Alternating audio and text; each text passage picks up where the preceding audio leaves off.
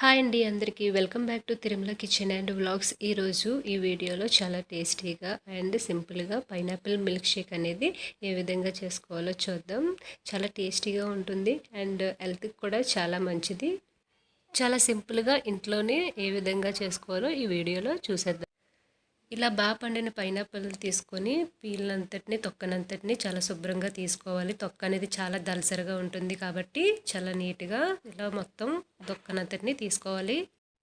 పైనాపిల్ని cut చేసినప్పుడు కొంచెం కష్టంగా ఉంటుంది, ఎందుకంటే దీని తొక్క అనేది కొంచెం దలసరిగా ఉంటుంది కదా. కట్ చేసినప్పుడు కొంచెం కష్టంగా అనిపిస్తుంది, కానీ పైనాపిల్ మిల్క్ షేక్ చాలా టేస్టీగా ఉంటుంది. ఇలా పండులా తినే కంటే ఇలా జ్యూస్ కానీ పైనాపిల్ మిల్క్ షేక్ కానీ ఇలా చేసుకొని తాగితే చాలా బాగుంటుంది. పైనాపిల్ని ముక్కలుగా కట్ చేసుకొని అయితే ఎక్కువగా తినలేము, ఎందుకంటే నాలుకంతా చిరాగ్గా అయిపోతుంది.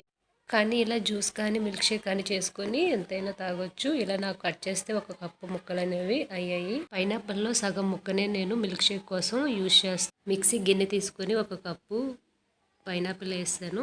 ఆ కప్పు షుగర్ అనేది తీసుకోండి. నేను షుగర్ తక్కువగా తీసుకున్నాను, సరిపోలేదు. ఇలా కొంచెం కొంచెంగా పాలు వేసుకొని మీరు మిక్సీ అనేది పట్టుకోవాలి. ఇలా మిక్సీ పట్టిన తర్వాత ఇలా అవుతుంది. చూసారు కదా, ఇంత స్మూత్గా మనం మిక్సీ పట్టుకోవాలి. ఫస్ట్ మనం కొన్ని పాలు వేసి మాత్రమే మిక్సీ పట్టుకోవాలి. మొత్తం అన్నీ ఒకేసారి వేసుకుంటే ముక్కలు అనేవి నలగకుండా చిన్న చిన్నగా ఉండిపోతాయి. కాబట్టి కొంచెం కొంచెం పాలు వేస్తూ ఇలా మొత్తం మిక్సీ పట్టుకోవాలి. తర్వాత ఒక గిన్నెలో ఇలా స్టెయినర్ పెట్టుకొని ఇలా మనం మిక్సీ పట్టిందంతా స్టెయిన్ చేసుకోవాలి. ఇలా వడకట్టకుండా కూడా మనం తీసుకోవచ్చు. వెంటనే తాగాలనుకుంటే ఇలా ఐస్ క్యూబ్స్ వేసుకొని వెంటనే సర్వ్ చేసుకోవచ్చు, లేదంటే ఫ్రిడ్జ్లో ఒక 2 అవర్స్ పాటు స్టోర్ చేసుకొని కూడా సర్వ్ చేసుకోవచ్చు. అంతేనండి, టేస్టీగా పైనాపిల్ మిల్క్ షేక్ అనేది రెడీ అయిపోయింది.